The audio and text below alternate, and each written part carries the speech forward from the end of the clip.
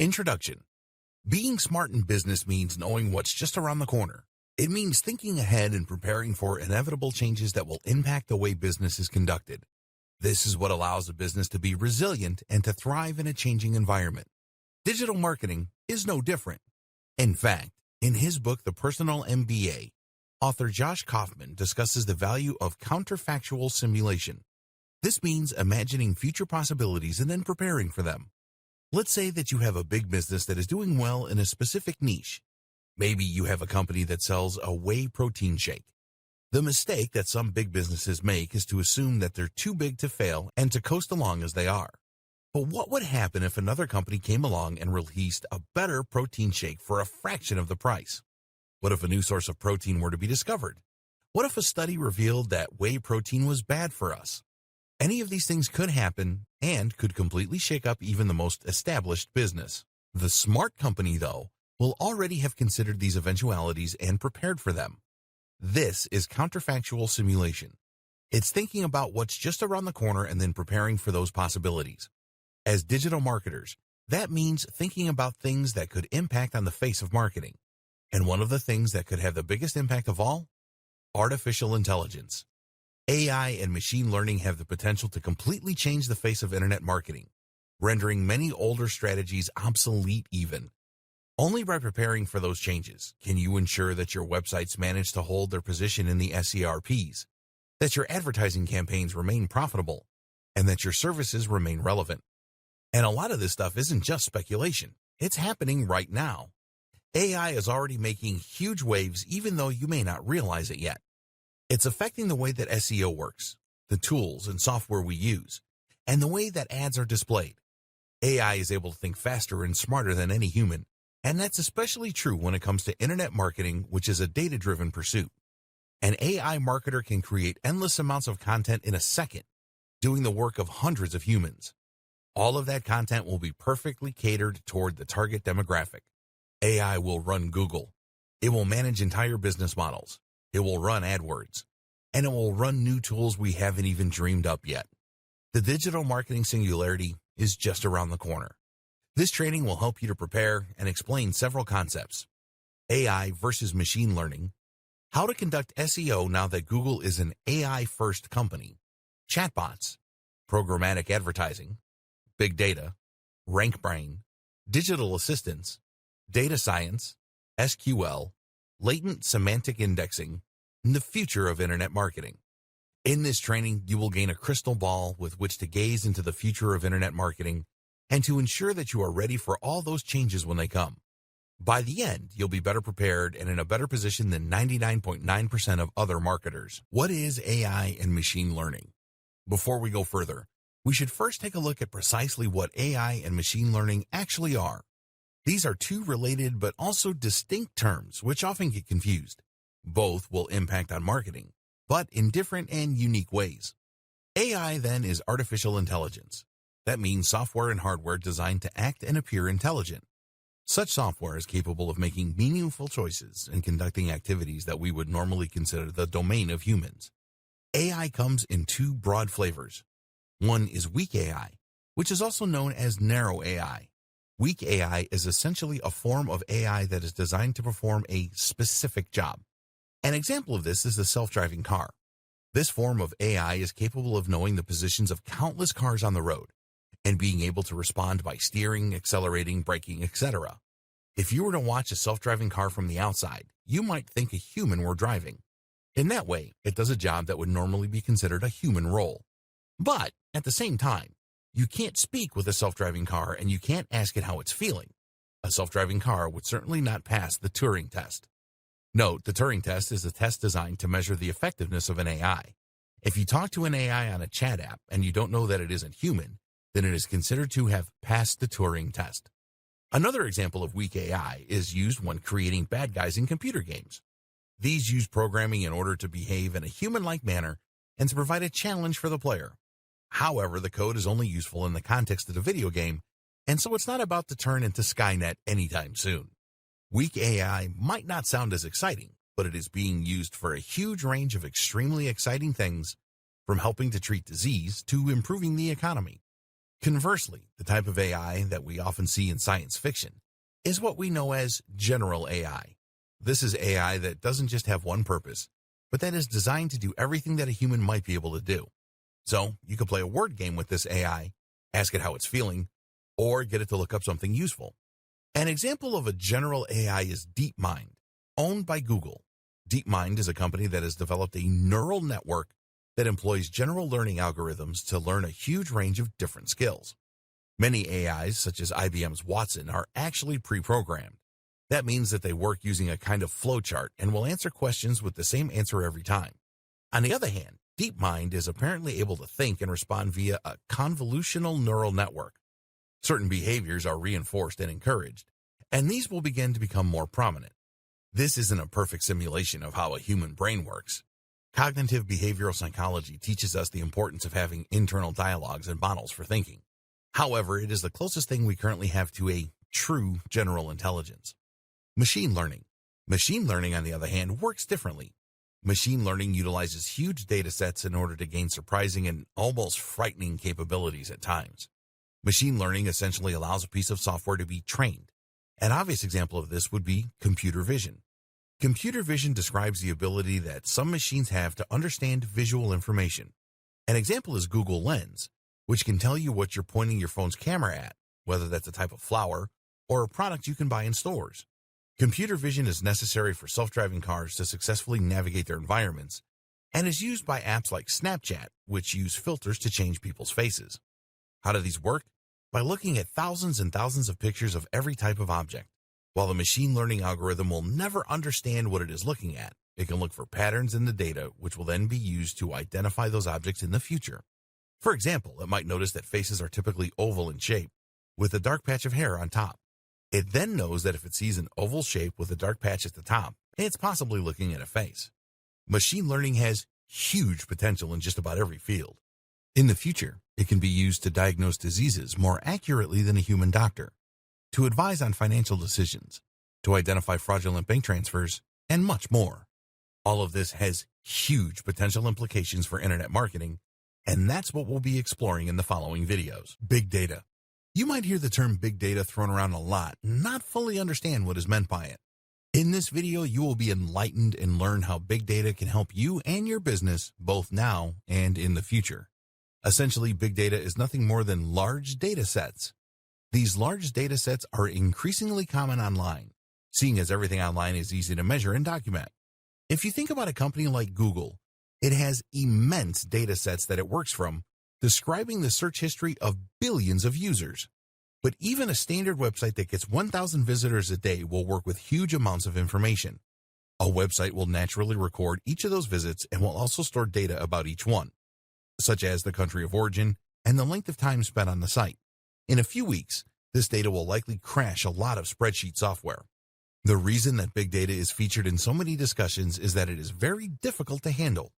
Making sense of such huge amounts of information requires a lot of smart math, while simply storing and handling that kind of data requires a lot of storage and computational power. But the potential value of big data is also absolutely huge. Big data provides patterns and insights that you simply can't get by observing a few users. This is essentially how machine learning works, by looking for patterns in massive data sets. The difference is that this is being leveraged in a slightly different way. Predictive modeling. Predictive modeling is a process that involves data mining and probability to forecast potential future outcomes. A model is created using a number of predictors. Predictors are variables that are thought to influence future results. Once data is collected for these predictors, a statistical model can be created. That might use a simple linear equation, or it might use complex neural networks. Either way, statistical analysis can then be used in order to make predictions about how things are likely to go in the future. With regards to marketing, this can help provide better customer insights, better lead scoring, campaign nurturing, upselling and cross-selling, personalized product recommendations, and more. Amazon is an example of a site that uses big data in order to provide personalized product recommendations. Amazon doesn't just use a database of items grouped together, which would be almost impossible to maintain, but rather generates data automatically from every single transaction and sale, and then looks for patterns. It will see what products tend to be bought together. There's that co-occurrence again. and can therefore use this information to show items that it thinks a user might want to buy next. Likewise, when it comes to lead scoring, big data can be immensely useful. Lead scoring means understanding which leads are likely ready to purchase and which are not. This is immensely useful information for companies that might want to send sales letters to the cross-section of their mailing list that they think will actually buy from them, rather than being put off by the amount of sales material they're receiving. Amnesty International uses segmentation and predictive modeling techniques in order to better identify the right groups to market toward. By collecting data and then looking at what that data reveals about the kinds of people who donate, Amnesty International knows who it should be targeting with its ads, how much they are likely to spend, and how they're likely to do it. Any charity can benefit from this kind of data analysis, as can any business. Collecting big data. If you want to start collecting data for your business, there are a wide number of plugins and tools you can use to do so. You should find that a lot of tools, such as Google Analytics, will allow you to export massive amounts of data in order to work on. You can then choose to use this information yourself or outsource it to a data science organization that can use that information to provide valuable, useful insights. Another good idea to prepare yourself for the future is to allow users to create profiles. By doing this, you can collect much more data on individual users and in future provide better recommendations on an individual basis too. This is something that stores have been doing for decades with loyalty cards. But of course, the digital nature of selling online creates even more potential opportunities. Preparing for semantic search. Whether Google Assistant eventually becomes the ubiquitous tool that Google wants it to be or not, the fact remains that Google wants search to become increasingly more natural and human. It already has in many ways. That means that marketers and website owners need to make some changes to the way they do things. It's no longer enough to find a keyword and repeat it a whole lot. You now need to work as though you're speaking with an AI, and that means a couple of things. LSI, Latent Semantic Indexing. Latent semantic indexing is one of the most important things to consider if you're interested in improving your SEO and getting to the top of Google. It's even more critical if you hope to be ready for Google's AI-driven future. Not only is it a powerful concept in itself, but it is also an important microcosm of the broader changes that we are seeing to SEO today. Search engine optimization is a big and very important part of digital marketing, and if you want to drive the maximum number of people to your website or blog, then it's absolutely essential that you have the search engines on board. In the past, SEO has largely relied on creating tons of content around a certain topic and repeatedly using a set number of keywords or key phrases in that content in order to help Google identify the subject and help the right visitors to find your pages. Unfortunately, a few people began to take advantage of this system and began keyword stuffing by using the same keywords over and over again to the point of distraction. Google had to get smarter, and so it did. Today, using the same keyword too much will get you into trouble. So what does Google do instead? It looks at context and the broader subject of the article. In other words, it looks for synonyms and related terms, and this also gives it the ability to better understand what your page is about. For instance, if you had written an article about decision trees, then in the past, Google could theoretically have gotten confused and brought your site up as a result when someone searched for trees. It may have thought you were talking about decisions about trees.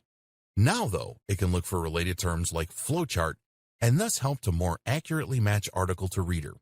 LSI actually comes from mathematics and uses a technique called singular value decomposition. This means that it will scan unstructured data and look for the relationships between the words and concepts within. How to handle LSI? So, how do you make sure your site is LSI optimized?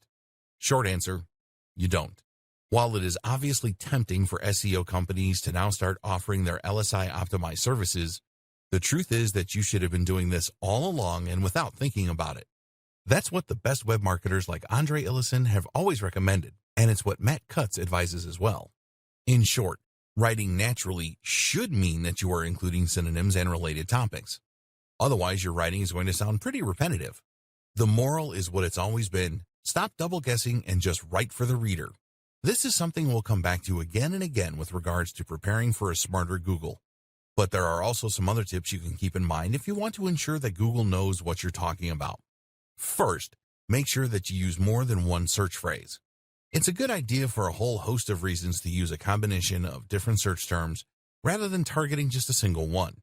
Seeing as Google will often show results that don't use the exact key phrase the person searched for, it makes sense to try and include a few popular iterations of the same term. Likewise, you should make sure to use good and varied vocabulary around the topic. This helps to better demonstrate the context and the subject matter of your article. Rather than filling an article with random synonyms, think instead about words that would often occur alongside the topic you're working with, such as our earlier example of flowcharts. This is called co-occurrence, and it's the kind of thing that machine learning algorithms love. Structured data. The other big concept that SEOs need to consider in order to be ready for the AI Google of the future is schema markups, also known as structured data, also known as rich data. Remember, Google's aim is to enable Assistant to answer natural language questions with useful responses, which will draw on information found on the web. Google doesn't just want to pull up a list of useful search results. It wants to be able to answer questions. So if someone asks how to make bolognese, it will simply read out the ingredients. In order to do this, Google needs to be able to find that most relevant information in a passage of text and then pull out the specific answer. This takes the concept of RankBrain to the next level, allowing it to understand not just what an article is about, but how each paragraph in that article functions. The problem is that Google's AI can't quite do this yet, at least not well enough to be able to usefully provide answers for people without occasionally including complete nonsense. That's where schema markups come in. The idea of a schema markup is to essentially annotate your articles and blog posts by telling Google what each bit is and what it does. Essentially, you're saying this is a list of ingredients, or this is a user rating. This also helps Google to provide what are known as rich snippets. Rich snippets are search results on the SERP's search engine result pages that include more than just a meta description. You might see a search result listed, for instance, that also includes bullet point steps, or that includes ingredients for the meal. This way, the user can see the information they're looking for without even needing to leave that website. How to use markups. Markups look a lot like HTML. Here's an example of what this might look like. That is basically telling Google that you are talking about a local business, the Candle Factory. You can also use schema to highlight product names, authors, aggregate ratings, software applications, restaurants, movies, and much more. To use this information, you can either look up the HTML code and implement it yourself, or you can use Google's handy markup helper, https://www.google.com/markup-helper/u/0. Here you will simply share the URL of the page you want to mark up, and it will then provide you with the opportunity to create the necessary tags. There are also plugins you can use to the same end through WordPress. The good and the bad of schema markups.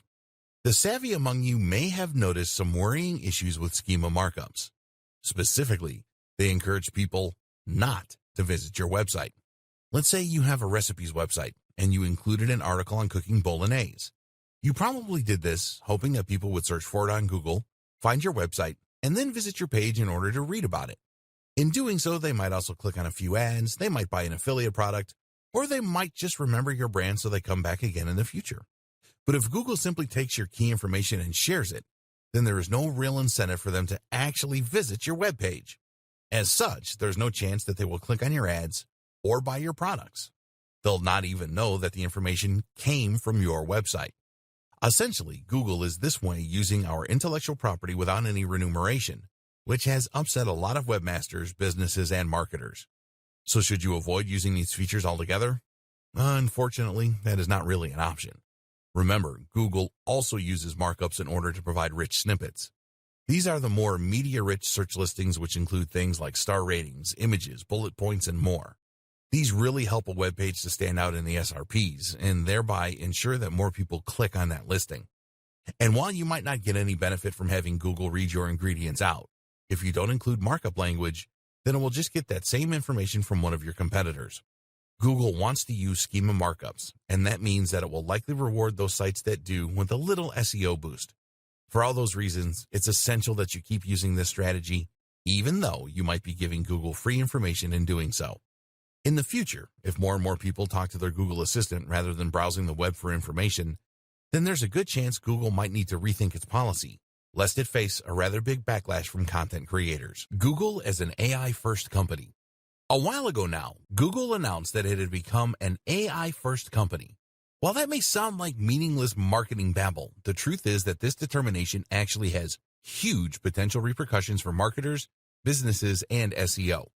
Firstly, what does Google mean by this? Meet the new, smarter Google. You might think of Google as a search-first company. The first product that Google provided was a search engine, and that is still what most of us associate with the company. Traditionally, Google's search engine did not work much like an AI. Rather, search worked by attempting to match search terms with the content in an article. This is why the advice for SEOs was to insert lots of key phrases into their articles so that Google's spiders could read that content and quickly identify that it would be a good match for what the person was searching for. As we all know, this didn't work out perfectly for Google. Lots of unscrupulous marketers abused the system by inserting hundreds of search terms into every article, which in turn meant that content Google would show to the user would be garbled and unreadable. That's why, over time, Google has begun to work more and more like an AI. Now, Google no longer attempts to look for exact keyword matches. Instead, Google tries to answer questions that you ask it. It does this by trying to understand what the user is looking for along with the context, and then to provide relevant answers through its search. RankBrain. Google is able to do this through machine learning. Specifically, it uses a form of natural language processing, which Google refers to as RankBrain. RankBrain is at least partly responsible for helping Google to cope with phrases and words that it hasn't seen before. If RankBrain identifies a word it isn't familiar with, then it can guess what it might mean based on context and based on its usage elsewhere. This helps Google to deal with unusual searches that it hasn't seen before without simply matching search terms to content in articles. Search queries are turned into word vectors called distributed representation. These are words and phrases that are close to each other in meaning and context. RankBrain will then try to map the query into words it understands or clusters of similar words. From there, it insinuates what the searcher actually means and is looking for and provides results on that basis. RankBrain also understands the relationships between words and the way that they work together. At one point, joining words such as the or and were ignored by Google. Now, Google understands the importance of these phrases and the way in which they impact on the intent of the user. Like all the best machine learning algorithms, RankBrain attempts to improve over time and adapt to users. It can see which results get clicked the most and thereby know when it is doing well and when it is getting things wrong.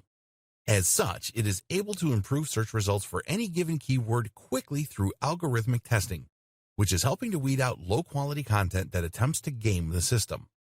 RankBrain works using a tensor processing unit, TPU, which is an AI-specific piece of hardware stored in Google's data centers.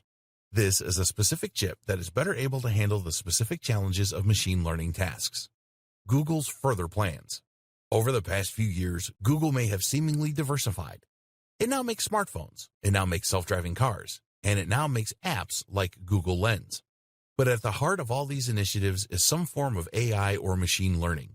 Google Lens uses machine learning to identify objects in a scene and allow users to that way search the real world around them. Self-driving cars, of course, are highly reliant of various forms of AI. And the Google Pixel phones? Arguably, their main focus is putting Google Assistant in everyone's pockets. And this is the real clue as to what Google is up to. Google Assistant is an AI and virtual assistant that users can use to get weather reports, to book taxis, to play music, and much more. Google Assistant uses a combination of machine learning to detect human language, for example, and AI in order to provide useful results and speak in a natural manner. Google Assistant is closely integrated with Google Search. You can ask Google Assistant a question like, "Who started Iron Man?" and it will give you a natural answer.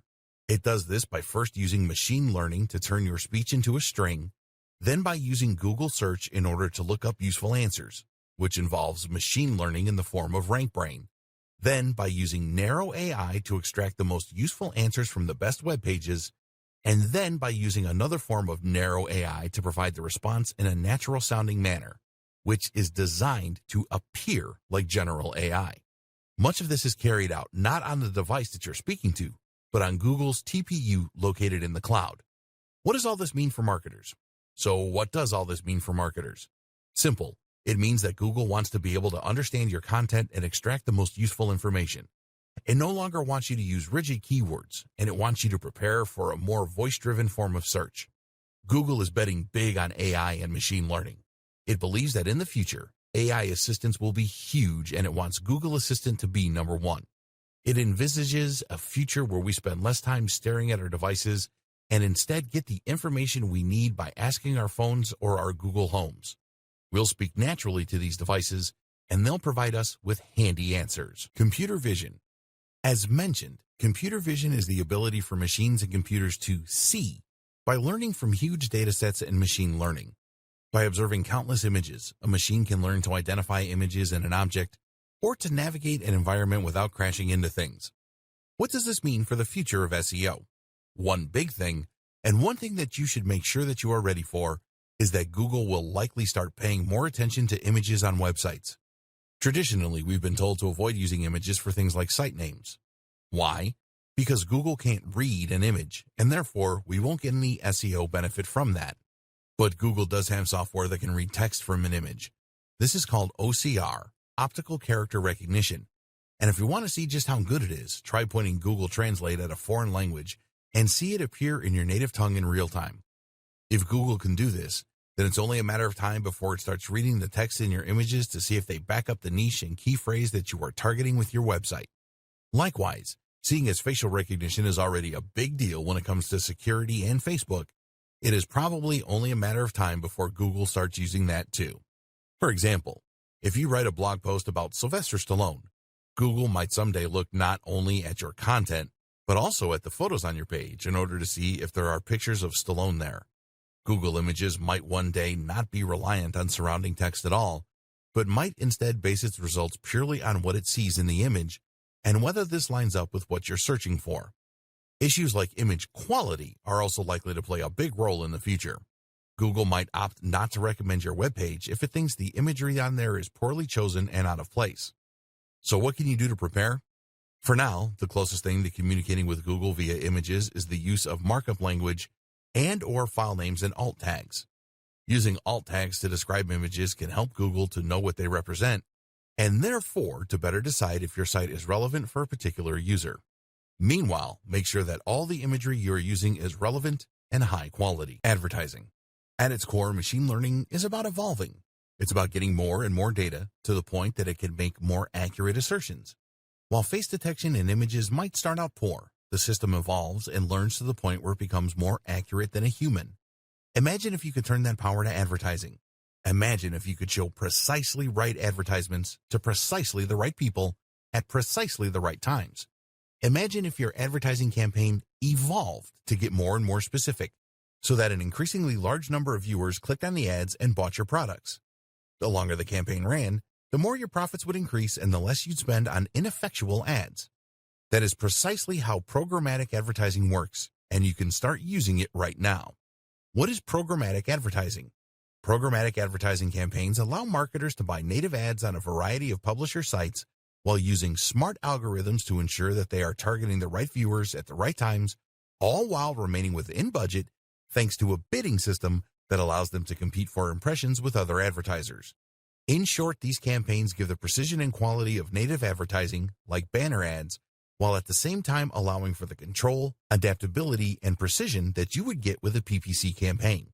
The net result is ads appearing on the sites of carefully selected publishers, but only when and if they are likely to yield the best results.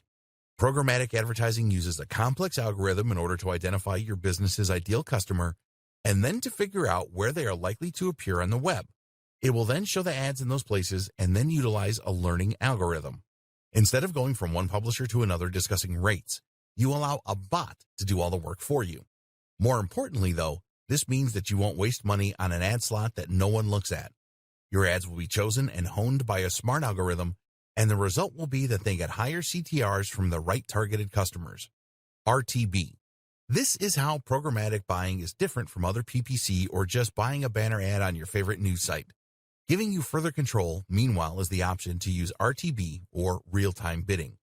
What RTB essentially means is that you are automatically entering into a bidding war each time a page loads based on your predefined budget. These bidding wars allow your ads to compete with other advertisers around a large selection of different websites that all cater to the specific demographics and context that you have chosen. In other words, You will define that you want to target sports sites catering to an audience of males in their 20s to 40s, and from there, your ads will appear across a selection of those websites, which you can still curate in some cases if you wish, based on the outcome of each little bid. This allows you to target your audience across a range of different sites and to avoid paying too much to do so. On the other hand, direct buying is essentially a bulk order of impressions from a specific website or websites such as ESPN. You can still filter your impressions by a range of factors such as location or browser, but essentially you will be targeting a specific site and securing a place on that precise spot. Direct buying is effectively a little more like advertising with a banner ad, while RTB is a little closer to the PPC model. Here you bid for spots across a range of websites, while still having a little more control. Deciding what will work best for you will depend on a number of factors. For instance, your budget is going to come into play, as direct buying tends to be more expensive because lower CPIs won't have as many opportunities to appear. It's also worth considering that RTB gives you more flexibility, more data, and more control. You can identify which sites are working best for you, at which times, and for which viewers, and then you can further tailor your approach accordingly. On the other hand, though, if you bid too low using RTB, then you risk your ads not appearing at all. This is in direct contrast to direct buys, which essentially guarantee you your ad spot and that you will eventually be certain to get that number of impressions. This is useful for a company with more concrete goals and a fixed timescale. Likewise, with direct buying, you will be able to more tightly control where your advertising appears and forge a closer relationship between your brand and that of the publisher. So different approaches will work for different marketers and for different purposes.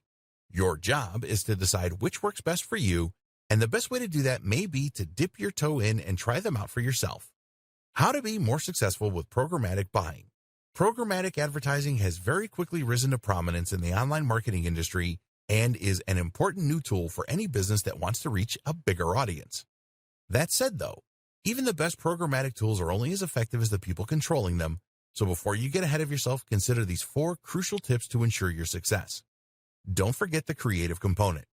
No matter how well targeted your ads are or how smart your campaign is in terms of exposure, if you haven't invested in the creative aspect, then those ads are going to fall flat.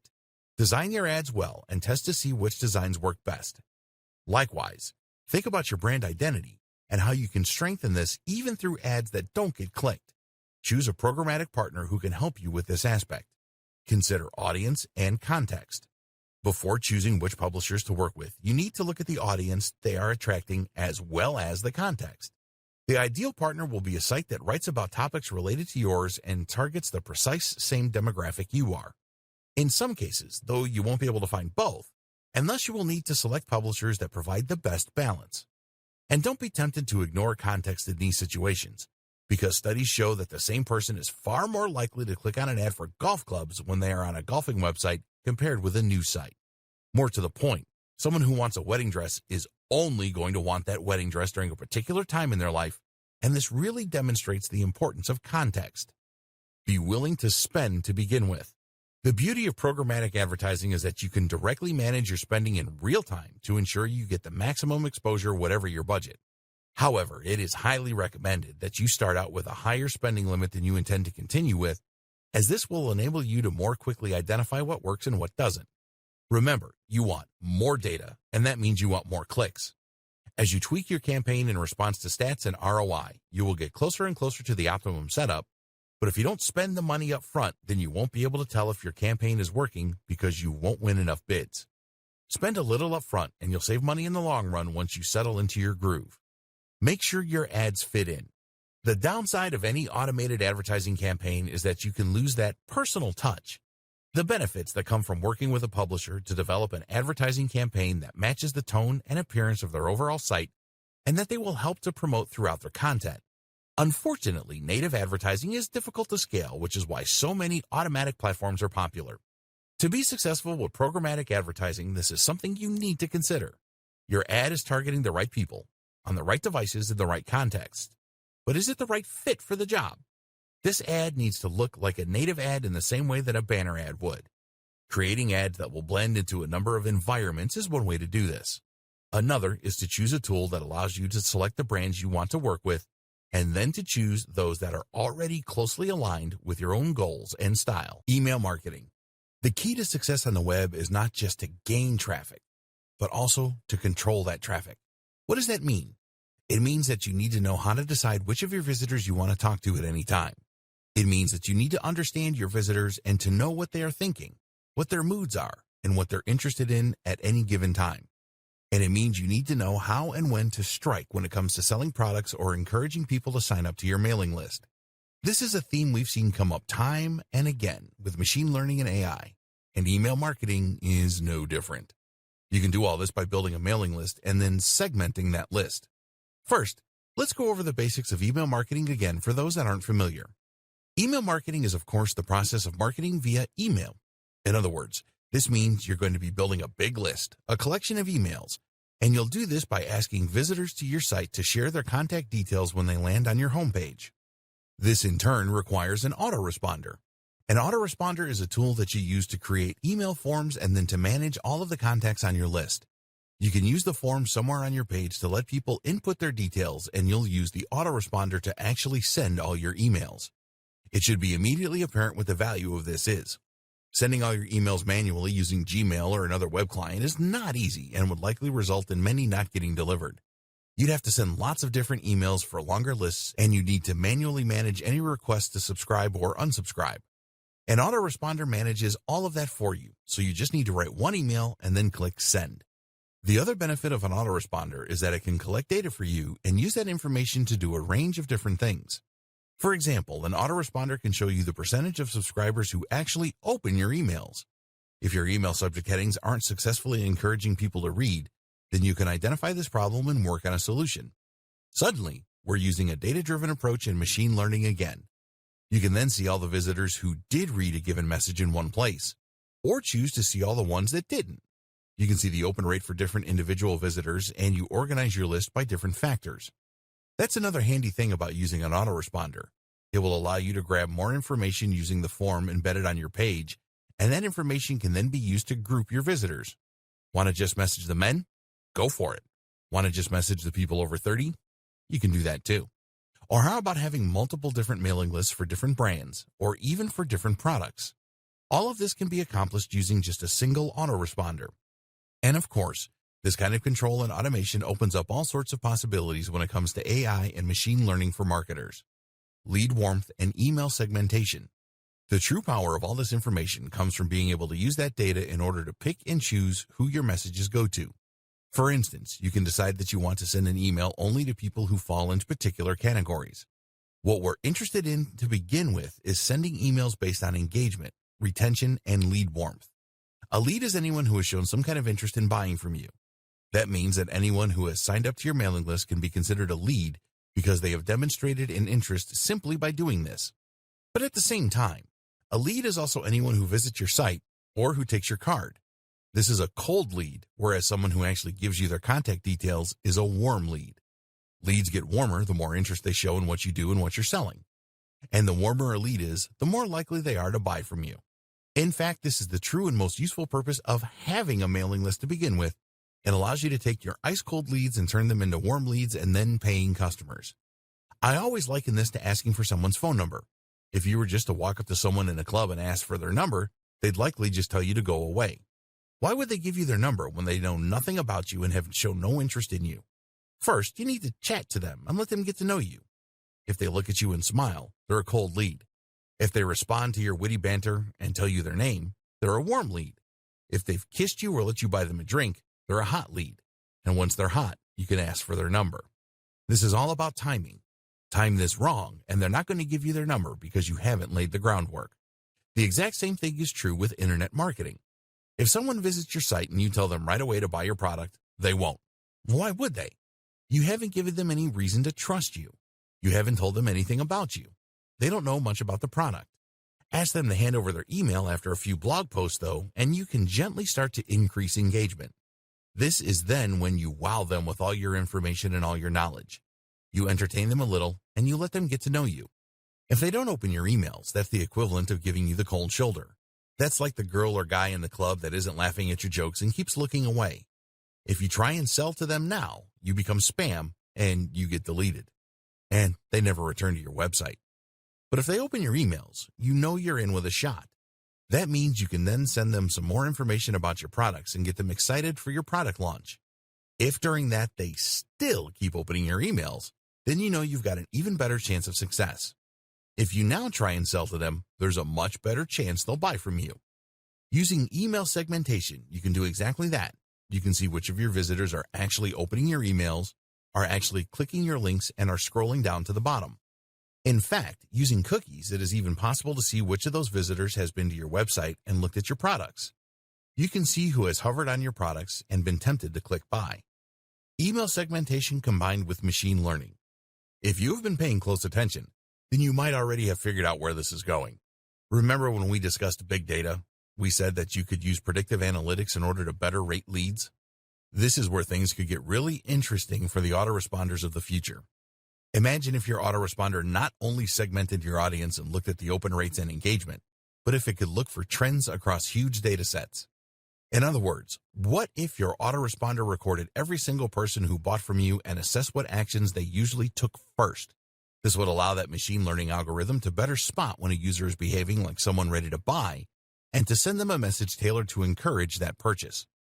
This could be combined with smart recommendations in order to improve their likelihood of buying even more. This is already being used by some big brands, so it's only a matter of time until more of us get access to this same amount of precision. Tips marketers can follow now. For any of that to work, you also need to make sure that people are signing up to your mailing list in the first place. Again, this will help us to prepare for the AI-powered future. There are a few ways you can encourage this. Firstly, make sure that you show your mailing list wherever you can. At the very least, that should mean that your mailing list is shown at the bottom of your post.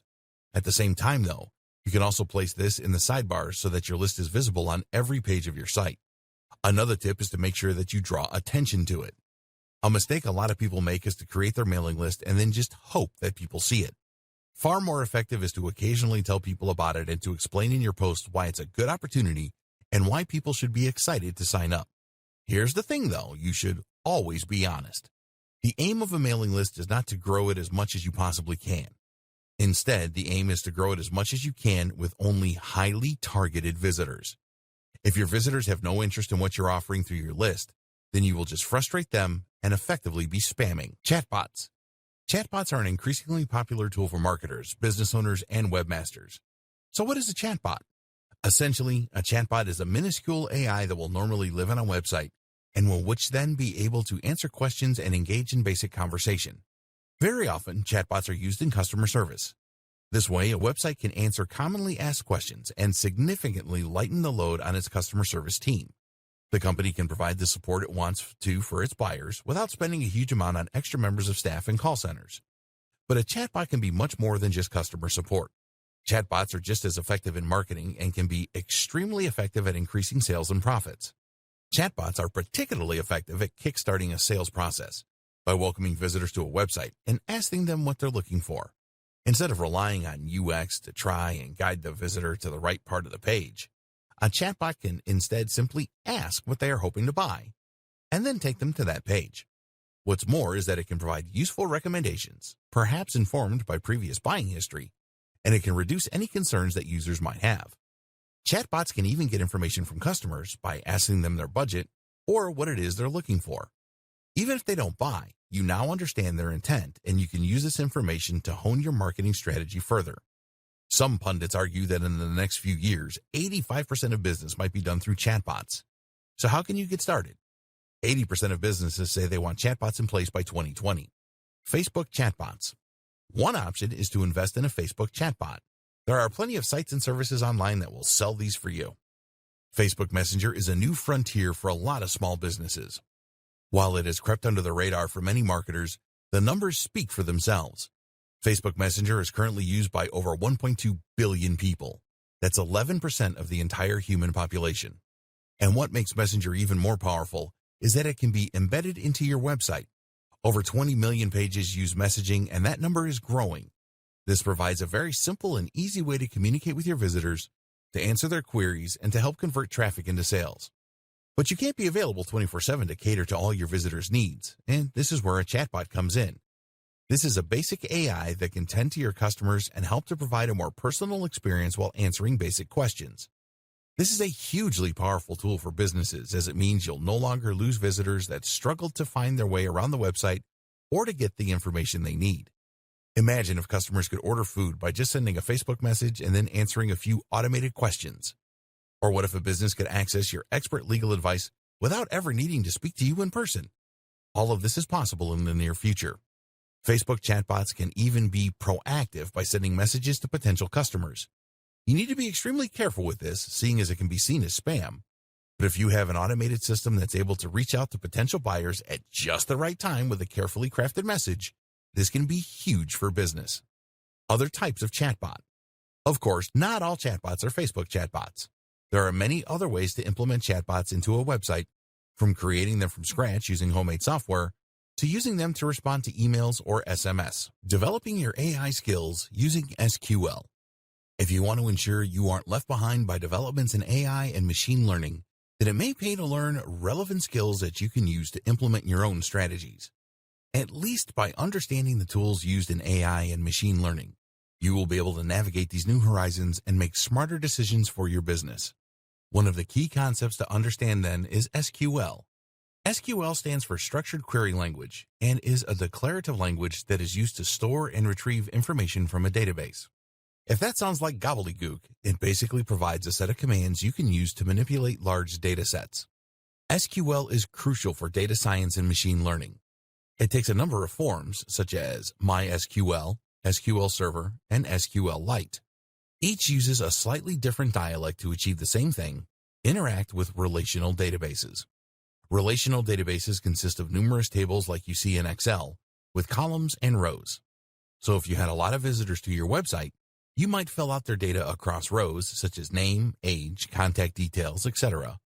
Pull out any given visitor, and it will bring their details up so that you're ready to call them and market to them. SQL then allows you to do things like creating whole new tables or inserting new rows, columns, or cells. You can do this with simple commands like create table and insert into. To make a new database, you first need to use a command to make it, and from there, you can then begin inserting tables like so. One of the most powerful commands is something called select, which allows you to retrieve information across one or more tables. For instance, you can use this to get the details of anyone over a certain age, like so. Group by is a command that lets you group results according to certain conditions. Cursors let us move through sets of data and make changes. While this all might seem quite simple, combined with huge amounts of data, these simple commands can yield fascinating results and be extremely useful in informing future decisions. This is essential how machine learning works. And if you ever want to work as a data scientist to employ big data solutions or machine learning applications, this is what you will need to know: how to future-proof your marketing. Over the course of this training, we've examined a large number of different types of AI and machine learning in the context of digital marketing. The objective of all this has been to help you better prepare for the future. You know that you should start collecting as much data as possible right now, that you need to add schema markups to your site, that you should be using LSI, that you could benefit from a chatbot. You even know a little bit about SQL, just in case you ever decide to get involved behind the scenes. But in all likelihood, all of this is going to change a lot more before it enters the scene, and we can't really anticipate just how its impact will be felt. There are huge waves making their way through internet marketing, and the power of AI can't really be understated. Imagine, for instance, what will happen once AI that can write high-quality content becomes commonplace and commercially available. This technology already exists. AI that can write nearly as well as a human. But when it is allowed to cut loose on the web, it could potentially flood the internet with new enough content to double or triple its size in a matter of days. How will we know what's written by a human and what's not? What about when AI can create realistic-looking images? We've already seen the power of deep fakes. How will we know what's real and what's not? We can't really prepare for these scenarios because we don't know how they will play out. So for now, it is best to focus on what we do know. And in particular, as a marketer, that means focusing on Google's move to natural language processing and more human-like interactions. It also means that Google is going to keep getting smarter. Google used to look for keyword matches, but now it actually understands the meaning of a website and can use many more metrics in order to understand whether it is high or low quality and whether it is delivering on what it claims to do. In fact, Google likely has the potential to become the most powerful AI on the planet owing to the huge amount of information it has access to and the huge resources that the company pour into it. This makes it increasingly difficult to game the system or to try and trick Google. The best thing we can do then, make the best quality content we can. As Google becomes more and more human, writing for Google and writing for the reader will mean essentially the same thing. It's time we started focusing on great quality content and on providing real value. The key thing to remember is that Google serves its customers first and foremost. Who are its customers? The users who use it to find information and entertainment. Google wants people to keep using its search, and as such, it needs to make sure it consistently brings up only the most relevant and interesting information. As long as you are concerned with creating great quality content for your readers, then your goals and Google's will be aligned. Thus, each time it gets a little bit smarter, that will work to your favor instead of being something you need to worry about. As Google gets smarter, it will find more ways of identifying the best quality content. And so, if you're focused on delivering that, Google will find more ways of connecting you with your audience. Combine this with more data collection and a generally more data-driven approach to marketing, and you'll be ready for the future of the industry.